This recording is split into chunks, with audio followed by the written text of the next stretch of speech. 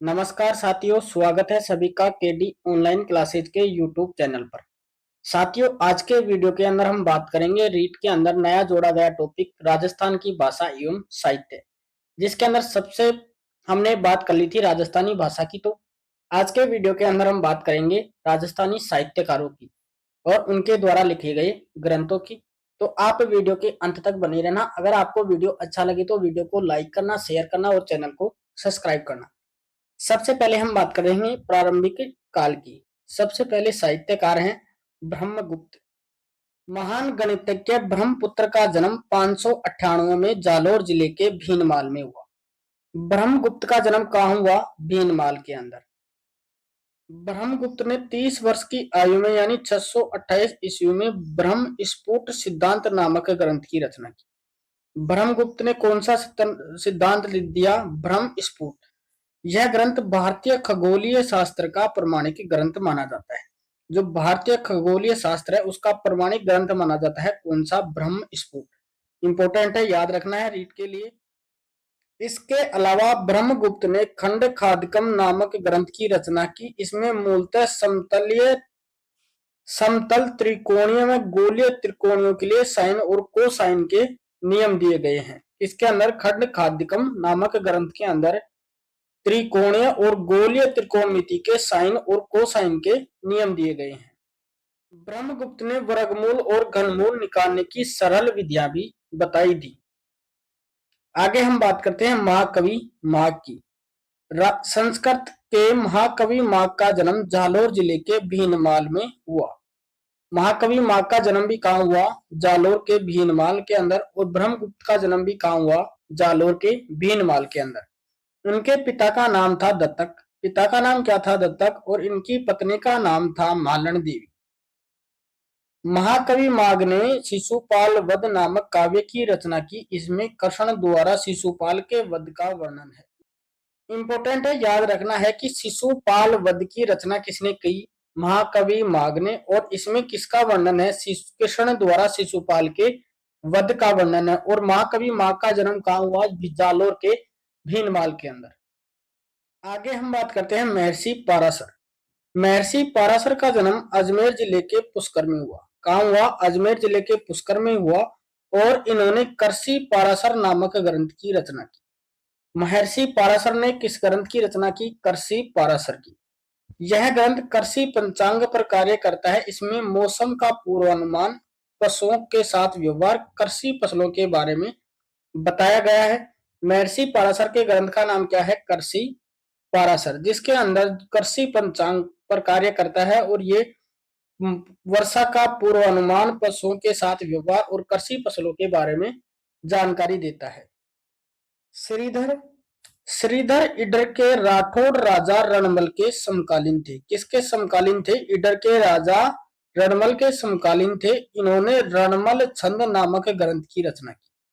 श्रीधर ने कौन सा ग्रंथ लिखा? रणमल छंद लिखा, जिसमें पाटन के सूबेदार जफर खां और रणमल के युद्ध का वर्णन है। जो जफर खां और रणमल था, इनके दोनों के मध्य जो युद्ध हुआ था उसका वर्णन किसमें मिलता है?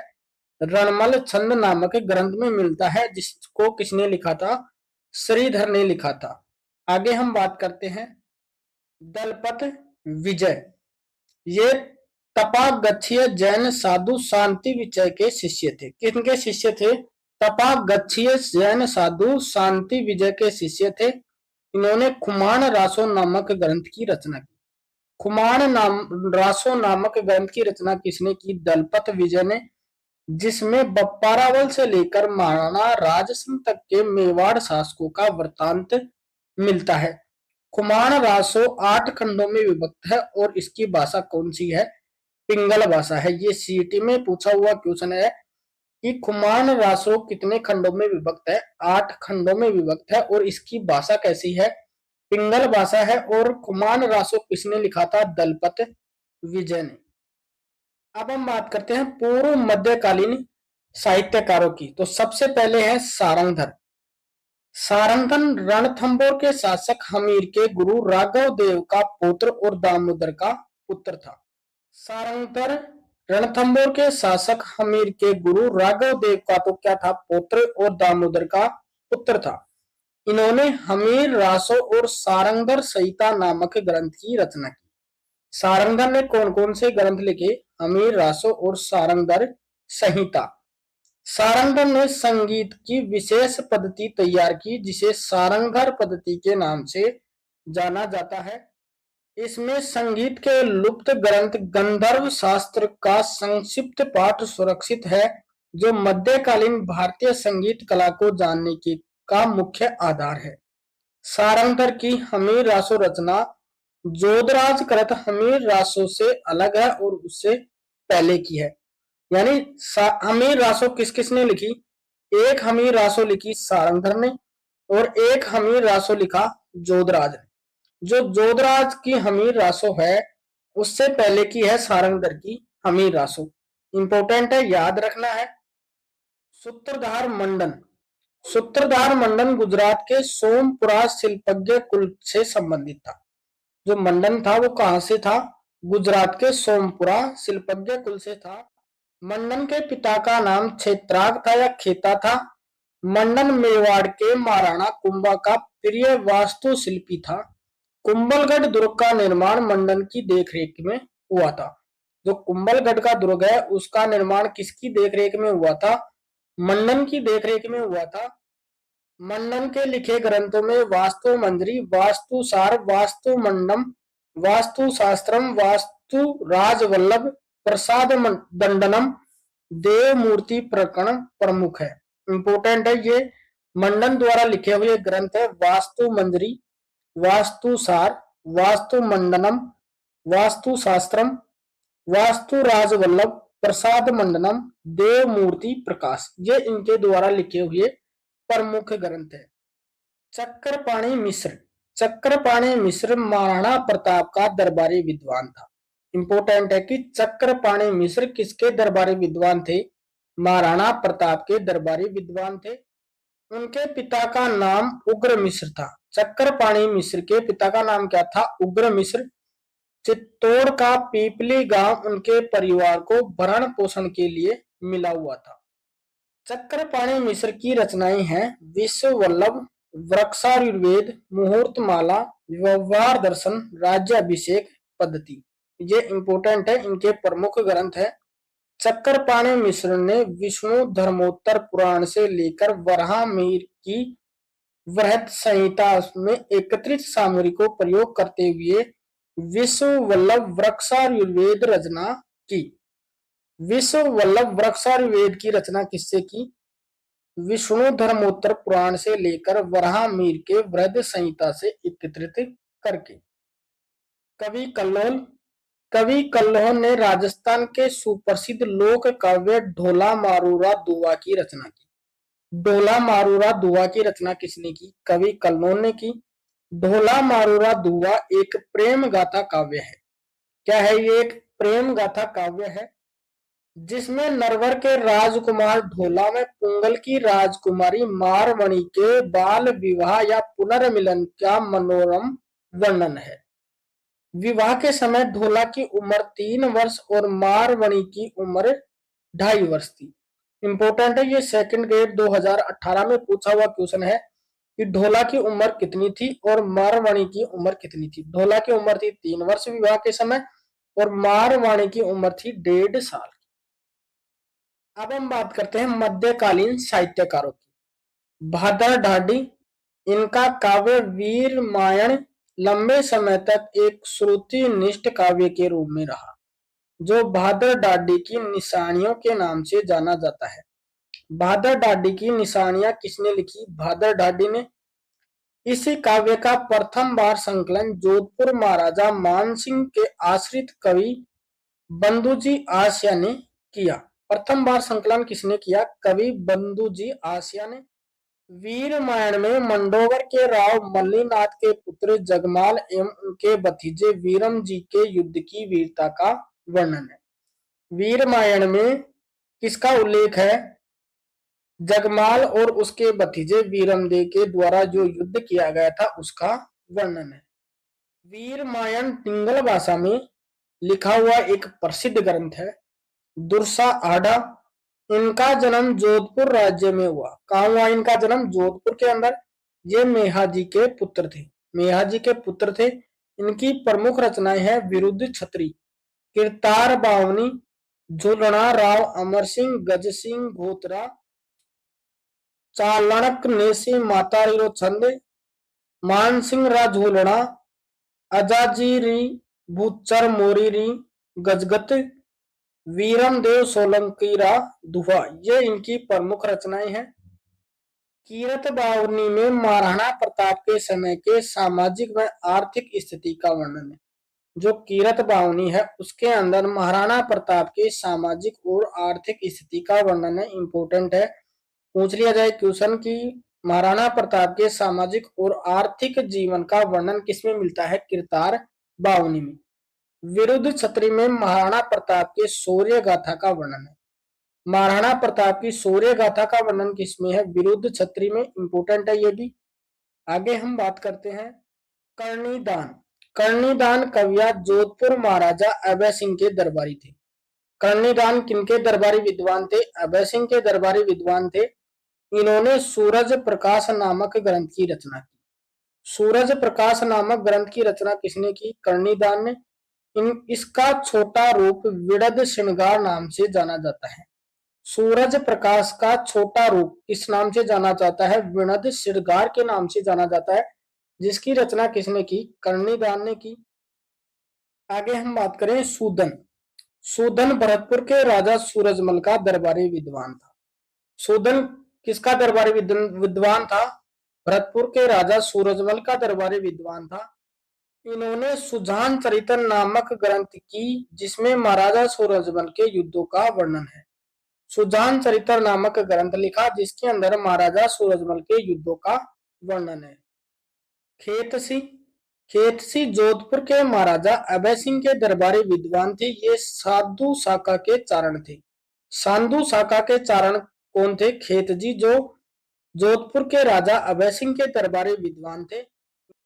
इन्होंने महाभारत के 18 पर्वों का सारांश डिंगल भाषा में लिखा, जो भाषा भागरथ के नाम से प्रसिद्ध है।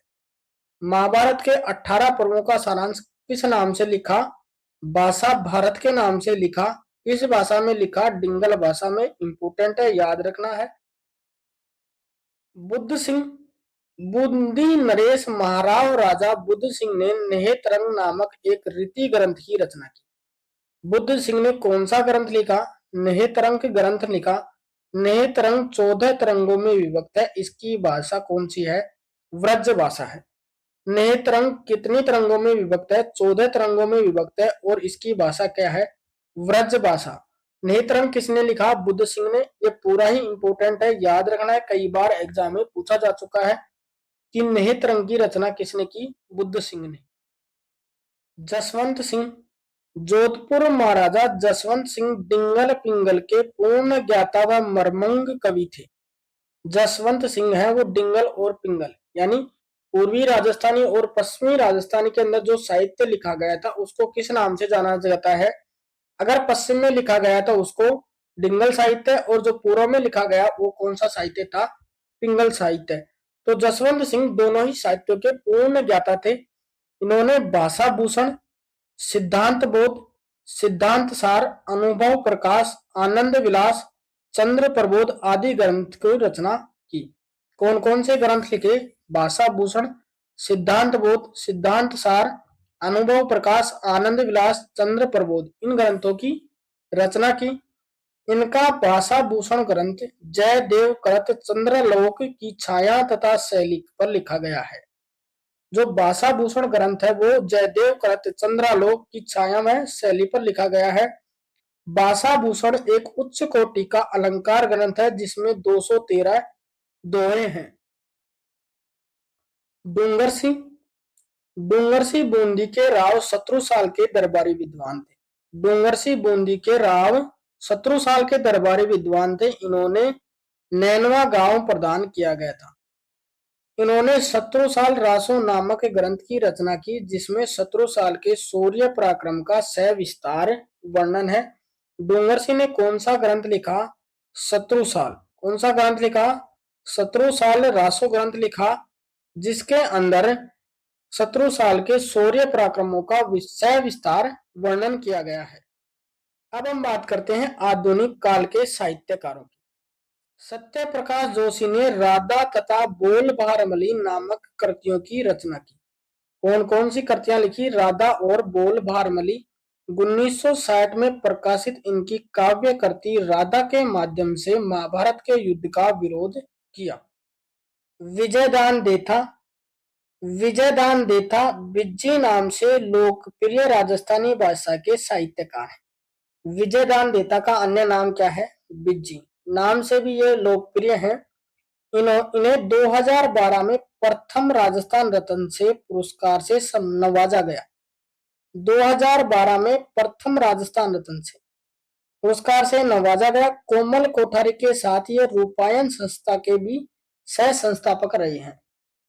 जो रूपायन संस्था वो कहाँ है? बोरुंदा, जोधपुर के अंदर। बातारी फुलवारी 14 खंडों की इस रचना के 10वें खंड को 1974 में केंद्रीय साहित्य अकादमी पुरस्कार मिल चुका है। विजयदान देता की प्रसिद्ध रचना है बातारी फुलवारी, जिसके अंदर कितने खंड है? 14 खंड। इनमें से जो 10वां खंड है उसको 1974 के अंदर केंद्रीय साहित्य अकादमी द्वारा पुरस्कार मिल चुका है और ये सीटी एग्जाम में पूछा जा चुका है। इंपॉर्टेंट है, अभी भी पूछा जा सकता है रीट एग्जाम के अंदर और भी अन्य एग्जामों में पूछा जा सकता है। अन्य पुरस्कार है इनके बिहारी पुरस्कार 2002 में मिला, राव सिंह पुरस्कार 2011 में मिला, पद्मश्री मिला 2007 के अंदर और राजस्थान रत्न मिला कब? 2012 के अंदर। इनके उपन्यास हैं मारो बदलो, सामंती व्यवस्था की विकृतियों पर प्रहार किया गया है। जो उपन्यास है मारो बदलो, इसके अंदर जो सामंती व्यवस्था थी उसकी विकृतियों पर प्रहार किया गया है। तीड़ो राव परपंचों से सफलता प्राप्त करने वाले अयोग्य लोकगीतों का प्रतीक है। इनकी अन्य रचनाएं हैं विजयदान देथा जी की अन्य रचनाएं हैं। विजयदान देथा जी का अन्य नाम क्या है? बिज्जी। अन्य रचनाएं हैं अंतराल, दुविधा, रुख, उलझन, लघु कथा, सपन प्रिया, केचुली, द डिलेमा, अलेक्यू हिटलर, लघु कथा, चौधराइन की चतुराई, अनोखा पेड़, बापू के 3 हत्यारे, मेरा दर्द जाने न कोई। उपन्यास है महामिलन, लघु कथा है प्रिय मरनाल। विजयदान देथा की ऐसी रचनाएं जिन पर फिल्म बन चुकी हैं। दुविधा 1973 में निर्देशक रहे मणिकौल द्वारा निर्मित। परिणति 1986 प्रकाश झा के निर्देशन में बनाई। चरणदास चोर 1975 में श्याम बेनेगल ने बनाई। 2005 में पहली फिल्म भी इन्हीं की रचना पर दुविधा पर आधारित है, जिसके निर्देशक अनमोल पालेकर हैं। रामकरण आसोप आधुनिक राजस्थानी भाषा के लिए मौलिक कार्य करने का श्रेय जोधपुर के रामकरण आसोप को जाता है। जो आधुनिक राजस्थानी भाषा का साहित्य है उस पर कार्य करने का श्रेय किसे जाता है? रामकरण आसोप को। रामकरण आसोप ने 1896 में मारवाड़ी व्याकरण का प्रकाशन किया तथा मारवाड़ी भाषा के वृहद कोश का संकलन किया।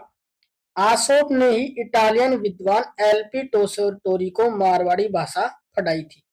इंपॉर्टेंट है कि किस साहित्यकार ने इटालियन विद्वान एलपी टेसिटोरी को मारवाड़ी भाषा पढ़ाई थी? तो किसने पढ़ाई थी? रामकरण आसोप ने।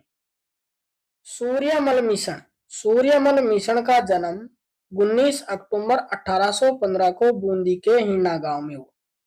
इनका जन्म कहाँ हुआ? बूंदी के हिरना गांव में। मिशन ने 10 वर्ष की अल्प आयु में पहली रचना राम रजाट लिखी। कौन सी रचना लिखी अल्प आयु में? राम रजाट लिखी, जो लोक संस्कृति का दर्पण कहा जाता है। इंपॉर्टेंट है कि जिसे लोक संस्कृति का दर्पण कहा जाता है। किसने लिखी? सूर्यमल मिशन ने।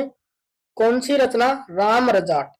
बूंदी नरेश राम सिंह की इच्छा पर इन्होंने वंश भास्कर का लेखन किया। बूंदी के शासक थे राम सिंह, इनकी इच्छा पर इन्होंने क्या लिखा? वंश भास्कर लिखा, जिसे मुरारीदान ने पूरा किया। मिशन ग्रंथ वीर सतसई स्वाधीनता संग्राम कालीन रचना है। जो वीर सतसई ग्रंथ है वो किससे संबंधित है? स्वाधीनता संग्राम से संबंधित है। और मिशन की अन्य ग्रंथ है बलवंत विलास, जो एक इतिहास ग्रंथ है। इसके आगे हम नेक्स्ट वीडियो के अंदर बात करेंगे प्रमुख ग्रंथ और लेखकों की। तब तक के लिए धन्यवाद दोस्तों। जय हिंद।